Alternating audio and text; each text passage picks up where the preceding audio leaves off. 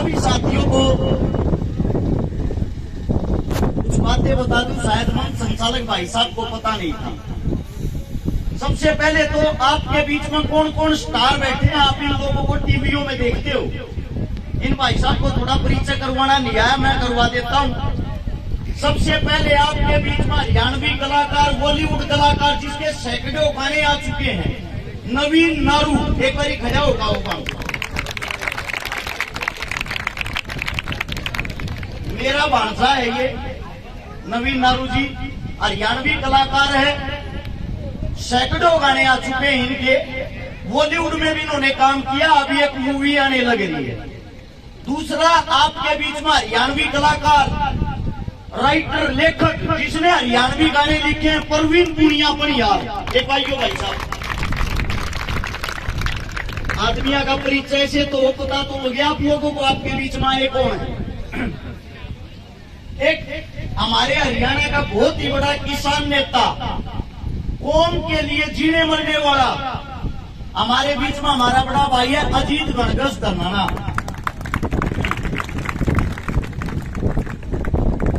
और आपके बीच में हरियाणा का कबड्डी का स्टार, बहुत ही अच्छा पहलवान, मिंटी पहलवान। एक बार पहलवान जाओ। ये हाल फिलहाल कबड्डी का स्टार है, इस उम्र में हाल फिलहाल भी खेलने लग रहा है। और मेरा छोटा भाई हरियाणा का स्टार, आपकी राजस्थान की टीम का कबड्डी का कैप्टन जतीन धनोरी। यो आत्मा बोल लिए एक बार आप अपना स्थान ग्रहण करो। कम से कम पता होना चाहिए हमारे बीच में कौन है। अब मैं सभी साथियों से 5 मिनट वार्तालाप करूंगा, बात करूंगा। मेरी एक गुजारिश है, कोई भी साथी ना तो ताली बजाऊंगा और ना ही आपस में बात करेगा, सिर्फ मेरी बात सुनोगे। 5 मिनट के बाद मैं आप लोगों की बात सुनूंगा जो आप कहोगे। ये प्रोग्राम जो कराया जा रहा है शहीद भगत सिंह युवा क्लब। अब सबसे बड़ी चीज आती है शहीद भगत सिंह। भगत सिंह को मैं कितना मानता हूं आप लोगों को दिखा दूं। मेरी छाती को जो छप रहा है वो भगत सिंह है। मेरी छाती को जो छप रहा है वो भगत सिंह है। मेरे लिए, मेरी मां से, मेरे बाप से बढ़कर भगत सिंह है, जिसको मैंने पढ़ा है और जिसको पढ़ के मैंने बहुत कुछ सीखा है। आप लोगों ने इस भगत सिंह से क्या सीखा है, ये सवाल मेरा सबसे रहेगा, लेकिन ये बाद में पूछूंगा। पहले आप लोगों को बताता हूं शहीद आजम भगत सिंह कौन था। सिर्फ और सिर्फ आप लोगों को उसके जीवन के आखिरी 12 घंटे बताऊंगा। जो उसके जीवन के आखिरी 12 घंटे थे वो उस इंसान ने कैसे बिताए थे। 23 मार्च का दिन था 1931 में, हम गुलाम थे और उस दिन रात को जोरदार आंधी आई थी। जब जोरदार आंधी आई, सवेरा निकला। सवेरा निकलने के बाद ठंडा मौसम था, जो मौसम हाल फिलहाल का है। जैसे आप लोग बैठे हुए हो सब, लाहौर जेल के बाहर ऐसे ही लाखों आदमी इकट्ठे हो रखे थे उस भगत सिंह के लिए, राजगुरु के लिए, सुखदेव के लिए। वे तीनों शेर जेल के अंदर, ये लगा लो जहां मैं खड़ा हुआ हूं ये लाहौर की जेल है और जहां आप लोग बैठे हुए हो आप सब जेल के बाहर हो। अब वो दिन बताता हूं आप लोगों की, रोम रोम तर्राएगा अगर आप बातें सुनोगे। उस दिन जेल का वार्डन शरद सिंह आता है शाम के 4 बजे और सबके गेट बंद करते हुए, सबके दरवाजे बंद करते हुए कहता है जल्दी से सब अंदर हो जाओ, ऊपर से आदेश है। उसी जेल की 14 नंबर कोठड़ी में शहीद आजम भगत सिंह, जिसकी जो जेल थी, जो कोठड़ी थी 6 बाई 8 की, 6 फुट चौड़ी, 8 फुट लंबी, उसके नीचे कच्ची हरी हरी घास उगरी। उसके अंदर शहीद आजम भगत सिंह, जिसका कद 5 फुट 11 इंच, जिसकी कमर का साइज 27, जिसकी छाती का साइज 32, जिसके पैर में जूता आता था 7 से 8 नंबर का। आप लोग सोचते हो भगत सिंह कोई भीम था, ताकतवर था? ऐसा नहीं है। अंदाजा लगा लो वो कैसा होगा। जिस वक्त उसकी फांसी का टाइम था उस वक्त उसका वजन था 62 किलो, और जिस वक्त वो जेल के अंदर गया उस वक्त उसका वजन था 57 किलो। अब गौर करने की बात सुनना, भगत सिंह कौन था, भगत सिंह की क्या विचारधारा थी। जब शरद सिंह उस गेटों को बंद करते हुए आता है, उसके बाद आता है बरकत नाई, जो जेल का नाई था, जोर जोर से आवाजें निकालते हुए, रोते हुए, ओए मेरे भगते को मार देंगे आज, ये गोरे लोग मेरे भगते को मार देंगे आज। सबको पता लग गया कोई न कोई अनहोनी होने वाली है।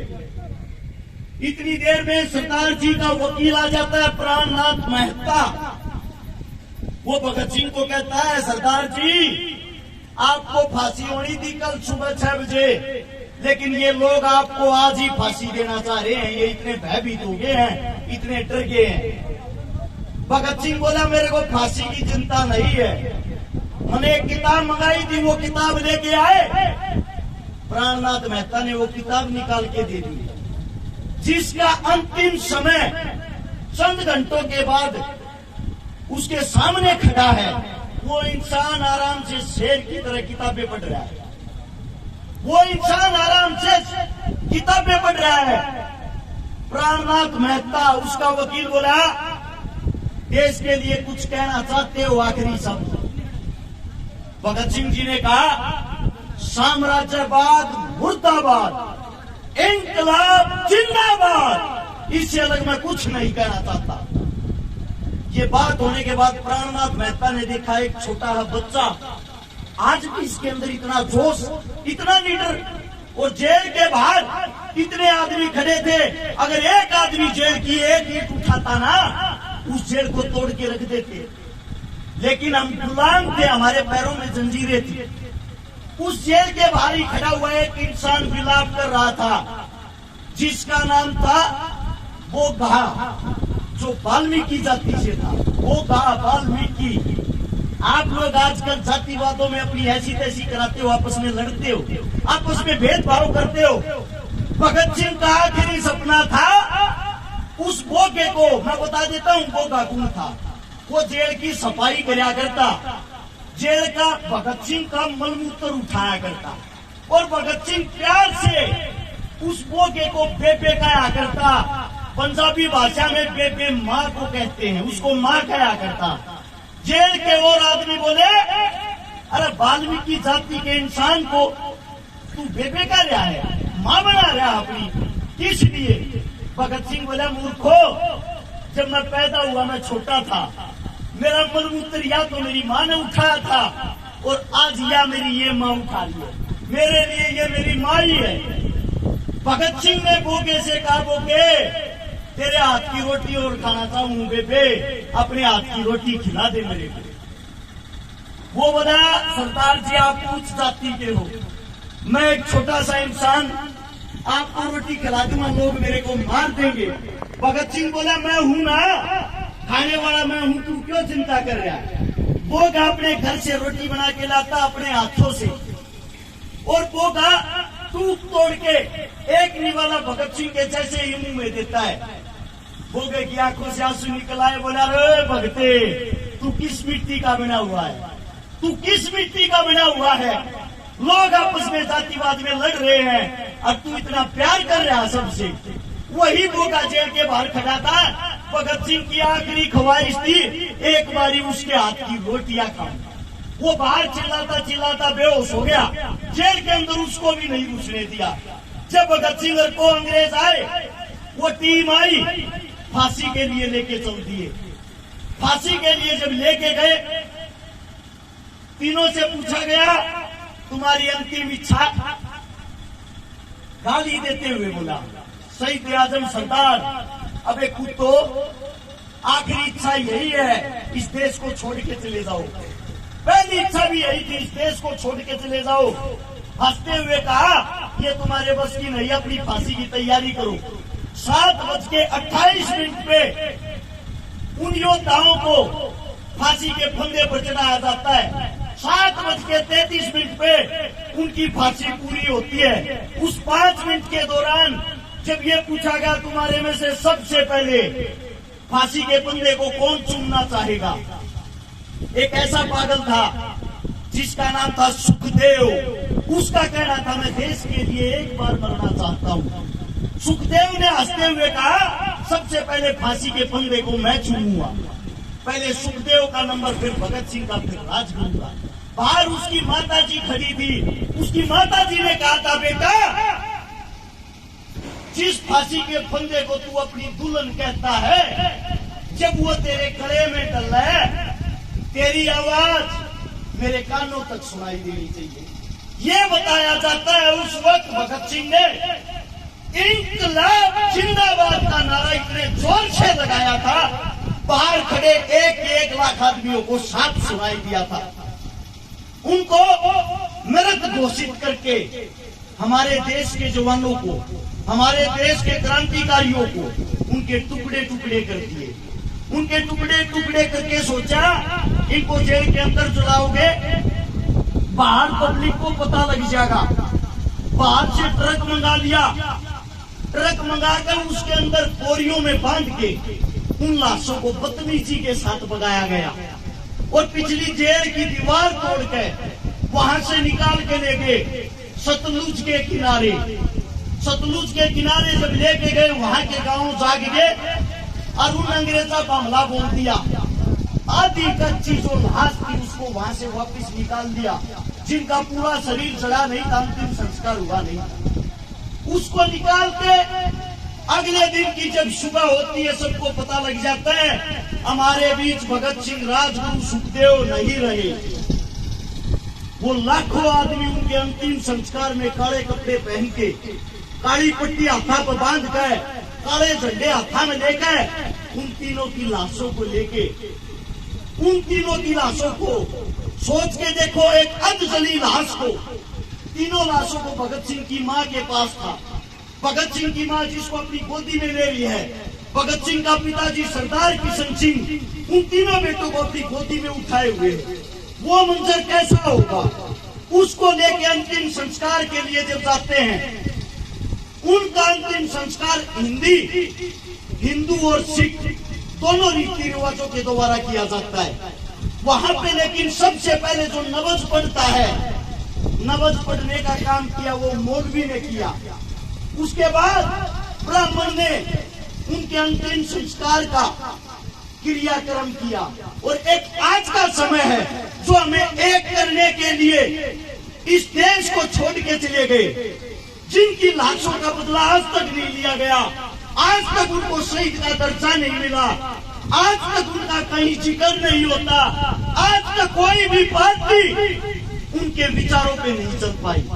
उनके सबसे पहले विचार थे हम सब एक हैं, हम सब इंसान हैं। कोई भी सरकार आए आप लोगों को हिंदू मुसलमान जातिवाद में बांट के, धर्मवाद में बांट के लड़ाती रहेगी, आप लोगों का फायदा उठाती रहेगी। मैं आप सभी साथियों से पूछना चाहता हूँ, आज इस वक्त लिम्पी नाम की बीमारी चली हुई है, सबको पता होगा। हमारी गौ माताएं कैसे तड़प तड़प के मर रही है। भाजपा सरकार, कोई पार्टी वाला बैठा हो भाई बुरा मत मानना, बात को समझना और सुनना। भाजपा सरकार जब 2014 में चुनाव लड़ने आई, उन्हें कहा था गौ माता की रक्षा हम करेंगे। उन्हें करी भी गौ माता की रक्षा। कैसे करी? भारत 20वें नंबर पर था गाय का मीट बेचने में, जिसको बीफ कहते हैं। आज भारत 30वें नंबर पर है। या रक्षा करी। जितनी गायें पहले कटती थी उससे 3 गुना बढ़ गई। आज लिम्पी नाम की जब बीमारी आती है, हमारे देश का प्रधानमंत्री, हमारे देश का राजा बाहर से चीते लाता है। मैं पूछना चाहता हूँ कहाँ अपने बाप की शादी में लेके जाएगा?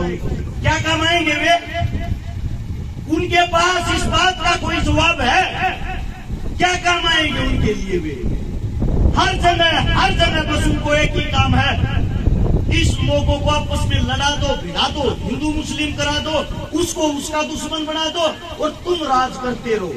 जो काम अंग्रेज करते थे आप लोगों को लड़ा के, वही काम आज हो रहा है, वही काम आज हो रहा है। हम आज कौन सा आजाद हैं? आप सबसे पूछना चाहता हूँ, आप अपने आप को आजाद मानते हो? देश को आजादी 47 में मिली थी, 1947 में। उसके पूरे 4 साल बाद 1951 में शहीद चंद्रशेखर की माता जी की मृत्यु हुई थी, देहांत होया था। चंद्रशेखर की मां, नाम देखो कितना बड़ा, देश का क्रांतिकारी योद्धा, उसकी माता जी की मूर्ति तक नहीं लगने दी थी आप लोगों की सरकार ने, आप लोगों के प्रधानमंत्री ने। पता है क्यों? इसलिए अगर इसकी मूर्ति लग गई, लगने के बाद इनकी क्रांतिकारी विचारधारा फिर ऊपर आ जाएगी। आप लोगों को नहीं पता हो, भगत सिंह, चंद्रशेखर जब हमारे बीच नहीं रहे, उनके 50,000 साथी अंग्रेजों ने ढूंढ ढूंढ के बुरी तरह तड़पा के मारे। वही हालात आज हो रखे हैं। जब आप लोगों के पास में आपका कोई साथी तड़पता है, आपकी गौ माता आज बुरे तौर से जूझ रही है, कहां चले गए भाई आज वे गौरक्षक? वे गौरक्षक जो पार्टियों में, उनकी बातें कर रहा हूं मैं, इनकी नहीं। ये जो सदैव अपना कार्य करते आए हैं, जो आज भी संभाल रहे, मैं हर एक पार्टी की बातें कर रहा हूं। कहां है वे पार्टियां? कहां है उन पार्टियों के एमपी एमएलए? सिर्फ क्या उनको राजनीति करने के लिए और वोट मांगने के लिए गाय याद आती है? कोई मुद्दा बनाना हो, भाई भाई से लड़ाना हो, तभी गौ माता को उठाना आएंगे। हर टीवी चैनल पे 3 दिन से ये चल रही है खबर, आज चीते ने इतना भाग्या, आज चीते ने इतना भाग्या, आज चीता इतना तोड़े। क्या कमाएगा वो चीता? अगर वो काम आने के लिए लाए होते, काम करो, उसको संसद के अंदर ही छोड़ दो, सारे जितने निकम्मे नेता होंगे सबको खा जाएगा। यार कोई काम होता है देश के लिए? देश को डुगडुगी समझ रहे क्या? कोई भी आओ, बचाओ और चले जाओ। हमारा इंसानियत के नाते धर्म बनता है। आज हमारी गौ माता खतरे में है, तो सबसे पहले सारे काम छोड़ के हम सबका, जो अपने आप को हिंदू कहता, सच्चा हिंदू, उसका फर्ज बनता है। गौ माता से बड़ा उसके लिए कोई फर्ज नहीं। सबसे पहले अपनी गौ माता को बचाएं। आपके घर में 100 रुपए हो, 200 रुपए, 500 रुपए हो, इतने रुपए में आप लोग गरीब नहीं होते। कोई 300 रुपए की दिहाड़ी भी करता है ना, अगर एक दिन की अपनी दिहाड़ी दे देगा, वो गरीब नहीं होता। आप मंदिरों में भी तो दान देते हो, मस्जिदों में भी तो दान देते हो, गुरुद्वारे में भी तो दान देते हो। आज हमारी गौ माता दान मांग रही है, हमारा हक बनता है हम उस गौ माता को दान दें। और सबसे पहले भाई कमेटी वालों को एक बात मैं कहना चाहता हूँ, सबसे पहला दान 5100 रुपए का अपनी जेब से मैं दे रहा हूँ। कोई भी आके स्वीकार कर ले, मेरे मुख से कोई गलत बात निकली हो उसके लिए मैं माफी चाहता हूँ। और पास की गौशाला से शायद कमेटी आई है, कौन सा गाँव? पाड़ी गांव से कमेटी आई है भाई। 5100 रुपये इस गांव को, 5100 रुपये उस गांव वालों को दे रहा हूँ। आपका बच्चा हूँ, आपके बीच कहूँ मैं, कोई नेता मंत्री तो हूँ नहीं। जैसा मेरा जुबान है वैसे आपके चरणों में ये अरदास है, इसको आप प्राप्त करें। और मेरे मुंह से कोई गलत शब्द, कोई गलत बात निकल गई हो, अपना बच्चा, अपना भाई, अपना बेटा समझ के माफ कर दे। अगर मेरी बात आप लोगों को अच्छी लगी हो तो एक बारी नारा लगाएंगे इंकलाब का और गौ माता का। तैयार हो? बोलो इंकलाब, इंकलाब, गौ माता की, गौ माता की। धन्यवाद आप सबका।